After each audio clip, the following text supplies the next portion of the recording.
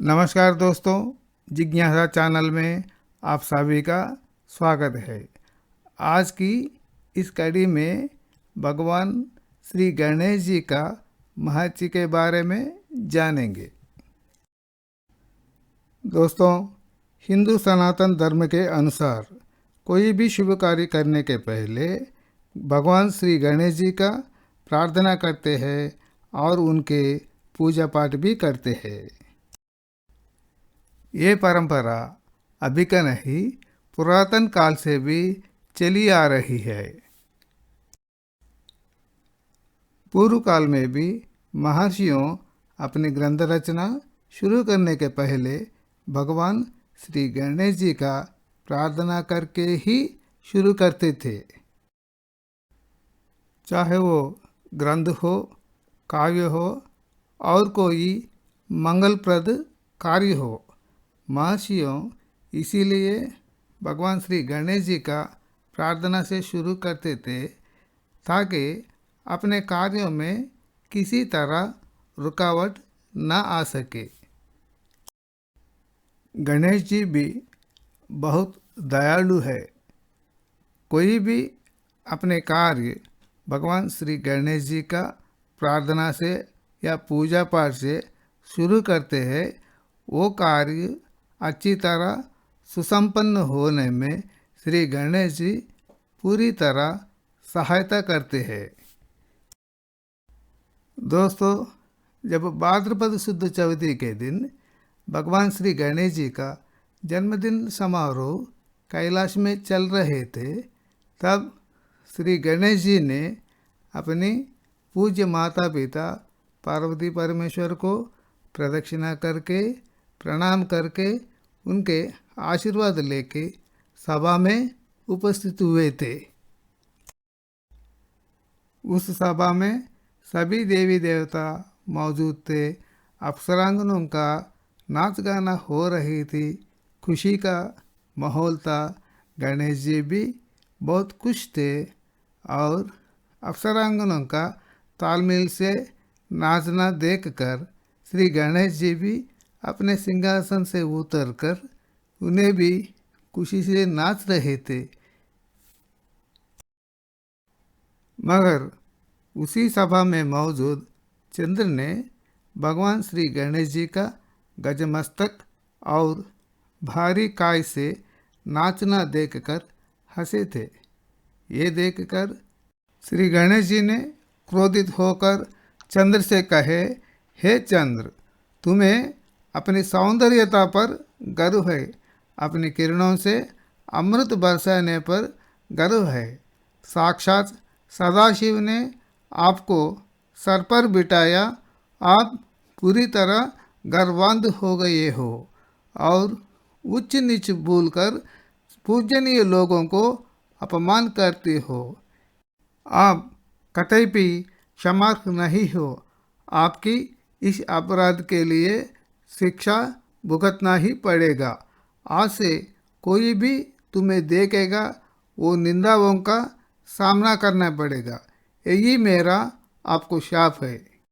ये शाप सुनकर वहाँ उपस्थित सभी लोगों ने घबरा गए थे और चंद्र ने तुरंत श्री गणेश जी से क्षमा की प्रार्थना की और वहाँ उपस्थित सभी लोगों ने भी श्री गणेश जी को शांत होने का और चंद्र को क्षमा करने की प्रार्थना की। मगर श्री गणेश जी प्रसन्न नहीं हुए। तब ये सभी लोग माता पार्वती से और सदाशिव से प्रार्थना की, हे प्रभु, इस जग को जगमगाने वाले सूर्य और चंद्र ही है और उनके देखने के बिना इस दुनिया कैसी चल सकती है।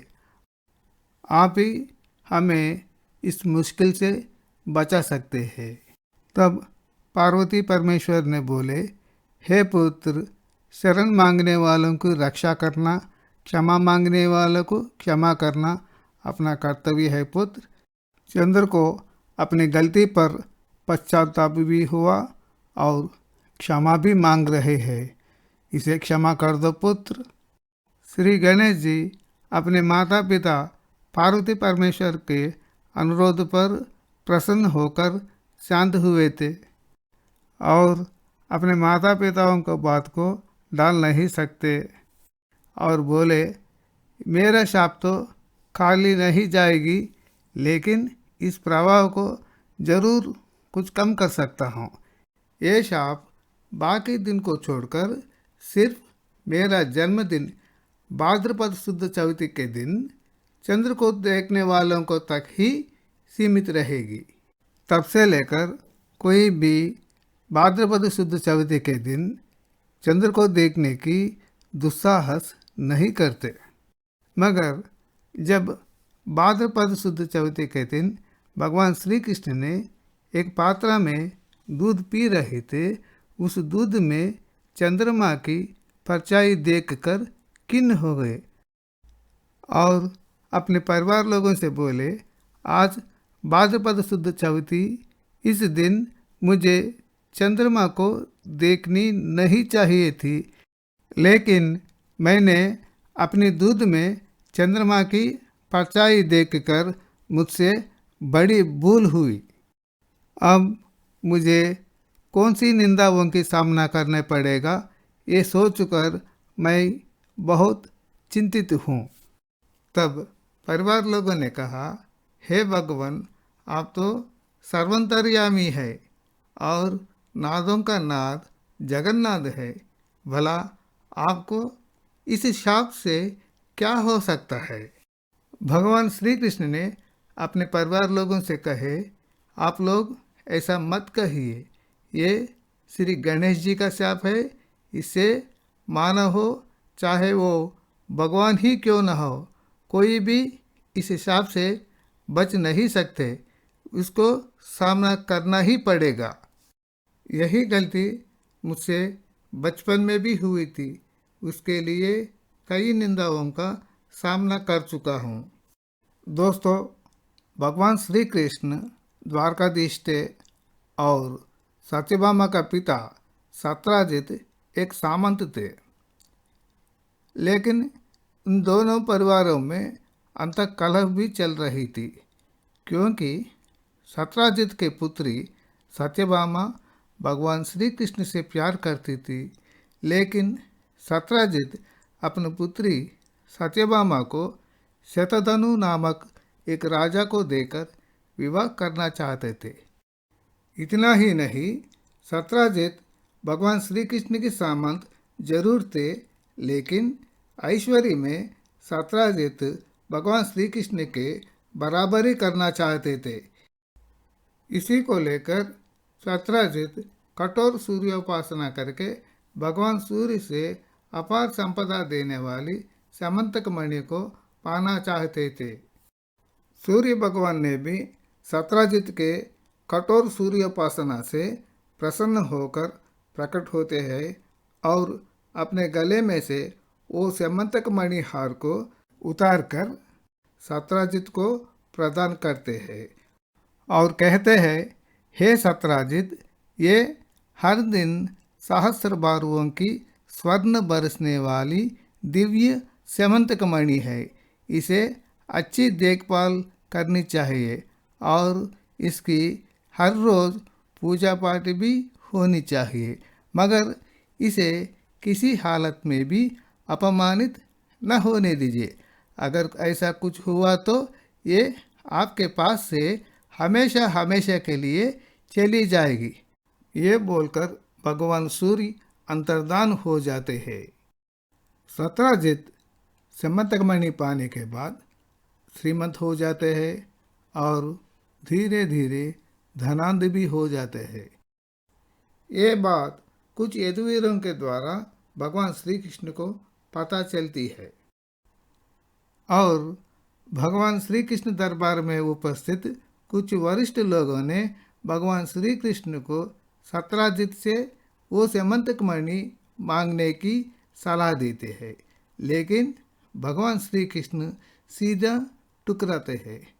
मगर वो वरिष्ठ लोग भगवान श्री कृष्ण को समझाते हैं, पूर्व में भी महर्षियों और मुनियों यज्ञ याग करते हैं, मगर उसकी फल सिद्धि को प्रजाहित में ही उपयोग करते थे। इसी प्रकार अपार संपदा देने वाली उस स्यमंतक मणि को भी प्रजाहित में उपयोग करना ही उचित होगा। ये बात मानकर भगवान श्री कृष्ण ने सत्राजित को अपने दरबार में आने की निमंत्रण भेजते हैं। जब सत्राजित भगवान श्री कृष्ण के दरबार पहुंचते हैं, तब भगवान श्री कृष्ण ने अपने सिंहासन से उठकर सत्राजित को भव्य स्वागत करके उचितासन पर बिठाकर उनका हाल चाल पूछ लेते हैं। ये स्वागत सत्कार समाप्त होने के बाद भगवान श्री कृष्ण ने सत्राजित से वो दिव्य समंतक मणि समर्पित करने की बात कहते हैं। ये बात सुनते ही सत्राजित क्रोधित हो जाते हैं और कहते हैं, अब मैं समझा किस लिए मुझे इतनी भव्य स्वागत किया गया। आपकी नज़र मेरी समंतक मणि पर है। भगवान श्री कृष्ण सत्राजित से कहते हैं, हे सत्राजित, मैं द्वारकाधीश हूँ। इस राज्य में कई तरह प्रजाहित कार्य चलाता हूँ और इसके लिए बड़ी मात्रा में धनराशि की आवश्यकता होती है। आप इस समंतक मणि को हमें समर्पित कर हमारे द्वारा चलाई जा रही इस प्रजाहित कार्यक्रमों में आप हमारे सहायता कर सकते हैं। फिर भी सत्राजित नहीं मानते। भगवान श्री कृष्ण कहते हैं, हे सत्राजित, उस समंतक मणि से मिलने वाली संपदा बहुत होता है, उतनी संपदा आप क्या कर लेते हैं। सत्राजित कहते हैं, मैं उस संपदा से कुछ भी कर सकता हूँ। दरवाजे बना सकता हूँ, खिड़कियाँ बना सकता हूँ, छत बना सकता हूँ, जमीन पर भी बिछा सकता हूँ। ये अपनी मेहनत की कमाई इस दिव्य समंतक मणि को किसी और को किसी हालत में नहीं दूंगा। ये कहकर कृष्ण की दरबार छोड़कर अपनी नगरी वापस चली जाती है। सत्राजित अपनी नगरी वापस तो गए, लेकिन उनके मन में कहीं उस समंतक मणि को खो जाने की डर सता रही है। इतना ही नहीं, सत्राजित वृद्धाप्य के ओर बढ़ रहे हैं और इस वक्त उस समंतक मणि को रक्षा करने की क्षमता उनमें नहीं है। इसीलिए अपने भ्राता प्रसेन को बुलाकर जो भी कृष्ण दरबार में हुआ वो सब बताते हैं और कहते हैं, कपड़े कृष्ण की नज़र किसी चीज़ पर पड़ती है, उसे हासिल करने तक सांस नहीं लेते। यह सुनकर प्रसेन अपने भ्राता सत्राजित से कहते हैं, आपको तो हमारे बल पराक्रम के बारे में अच्छी तरह मालूम है। आज से इस समंतक मणि को दिन रात रक्षा करने की जिम्मेदारी मेरी है। प्रातः काल में पूजा के वक्त इस समंतक मणि को लेकर मैं खुद पूजा मंदिर पहुंचूंगा और पूजा होते ही फिर से इस समंतक मणि को मेरी सुरक्षा में ले लूँगा। अब देखते हैं कपट कृष्ण कैसा मेरी निगरानी में से इस समंतक मणि को ले जा सकते हैं। मगर एक दिन भ्राता प्रसेन को जानवरों को शिकार करने जंगल जाना चाहते थे और सुरक्षा के कारण इस समंतक मणि को मंदिर में छोड़कर नहीं जा सकते। इसीलिए वो समंतक मणि हार को अपने गले में ही पहनकर जंगल निकलते हैं शिकार करने। मगर प्रसेन को जंगल में अचानक एक सिंह का सामना करना पड़ता है और उसे लड़ते लड़ते मृत्यु हो जाती है। वो सिंह समंतक मणि को अपने मुंह में पकड़कर भाग रही थी। उसी समय महाबली जांबवंत वहां पहुंचते हैं और उस सिंह से लड़कर उसे मारकर उसके मुंह से वो समंतक मणि को छीनकर अपनी गुफा पहुंचते हैं और उसे अपनी प्रिय पुत्री जांबवती को उपहार में देते हैं। अगले दिन सुबह पूजा वक्त होते ही सत्राजित स्यमंतक मणि के लिए पूजा मंदिर में इंतजार कर रहे थे, लेकिन अपने भ्राता प्रसेन की कोई आता पता नहीं है। गुप्तचरों से पता चलता है अपने भ्राता प्रसेन का जंगल में हत्या हुई और उनसे उस स्यमंतक मणि का भी चोरी हो गई। सत्राजित वो बात जानते ही उनकी पहली शक भगवान श्री कृष्ण पर जाती है। सत्राजित सोचते हैं इस जमंतक मणि का जरूरत सिर्फ और सिर्फ कपट कृष्ण को ही है। कपट कृष्ण ही जंगल में अपने भ्राता प्रसेन को हत्या करके उनसे उस स्यमंतक मणि को भी चोरी की। ये बात मन में आते ही सत्राजित क्रोधित हो जाते हैं और सीधा भगवान कृष्ण के दरबार जाकर उनके ऊपर आरोप लगाकर बड़ी सभा में उनकी निंदा करते हैं और सीधा भगवान श्री कृष्ण के दरबार जाकर उन पे आरोप लगाकर भरी सभा में उनके निंदा करते हैं। भगवान श्री कृष्ण ने अपनी सच्चाई साबित करने के लिए उस भरी सभा में अपने सिंहासन से उठकर कठोर प्रतिज्ञा करते हैं और कहते हैं जब तक उस स्यमंतक मणि को कहीं भी हो उसे ढूंढकर सत्राजित के पास वापस नहीं पहुंचा हूं, तब तक इस द्वारका नगरी को प्रवेश नहीं करूंगा। ये कहकर जहां पर सत्राजित के भ्राता प्रसेन की हत्या हुई उस जंगल पहुंचते हैं और वहां स्यमंतक मणि ढूंढने की कोशिश करते हैं। वहां मिली कदमों के निशानों से चलते सीधा जाम्बवंत को गुफा में पहुंचते हैं।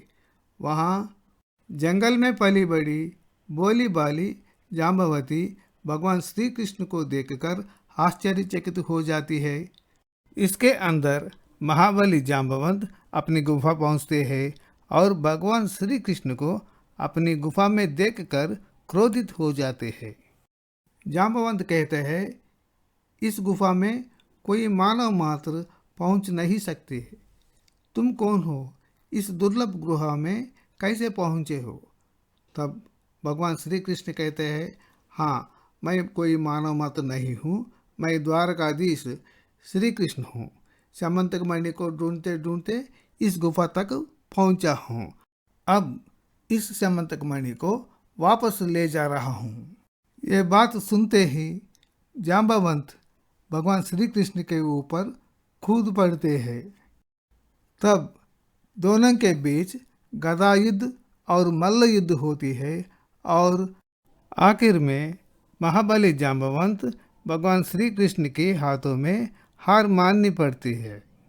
तब भगवान श्री कृष्ण महाबली जाम्बवंत से कहते हैं ये जाम्बवंत, मुझसे युद्ध करने की ये आपकी इच्छा थी। त्रेता युग में मुझसे युद्ध करने की आपकी प्रार्थना को स्वीकार करके इस युग में इस प्रकार पूरा किया। क्योंकि त्रेता युग में महाबली जाम्बवंत राम रावण युद्ध में प्रभु श्री राम के वीरता और पराक्रम को देखकर आश्चर्यचकित हुए और मन में सोचने लगे एक बार इस महावीर के साथ युद्ध करनी चाहिए। क्योंकि त्रेता युग में प्रभु श्री राम अपने वनवास के बाद अयोध्या पहुंचते हैं, तब सभी वानर वीरों को अपनी सहायता करने के लिए कृतज्ञता पूर्वक उन्हें सम्मान करते हैं।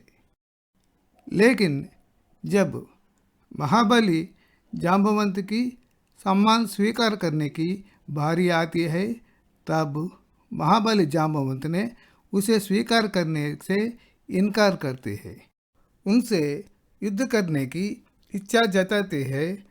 यही उनके लिए सम्मान की बात है। ये बात सुनकर प्रभु श्री राम जाम्बवंत से कहते हैं आपकी इच्छा जरूर पूरी होगी, लेकिन इस युग में नहीं, अगले द्वापर युग में जब मैं कृष्ण की रूप धारण करके आऊँगा, तब आपकी इच्छा जरूर पूरी होगी। ये बात कहकर प्रभु श्री राम रूप में दर्शन दिए। इस प्रकार आपकी इच्छा पूरी हुई। ये बात जानकर जाम्बवंत अत्यंत संतुष्ट हो गए और बोले, हे भगवान, अब ये समंतक मणि आप स्वीकार कीजिए। इसके साथ साथ मेरी पुत्री जाम्बवती को भी स्वीकार करने की प्रार्थना करता हूँ। इसे स्वीकार करके मेरी जन्म धन्य कीजिए।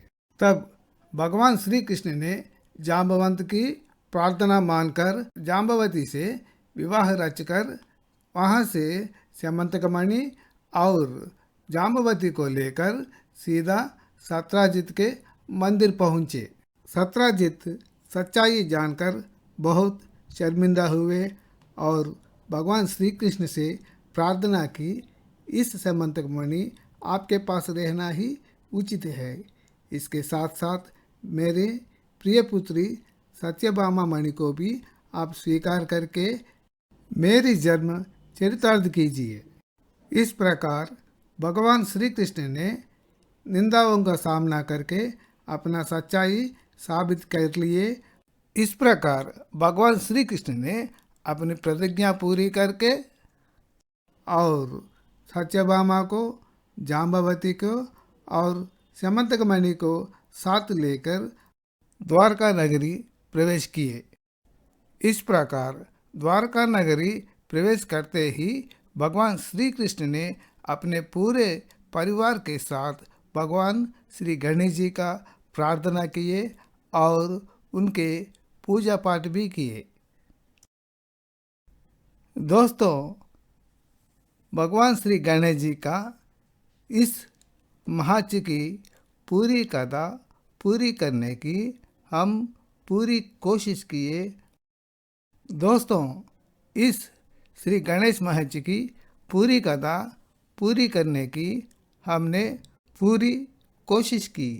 अगर आपको हमारी ये कोशिश आपको अच्छी लगी है तो आप ज़रूर लाइक कीजिए और इस कथा को अपने बंधु मित्र परिवारों को बताना चाहते हैं, ज़रूर शेयर कीजिए।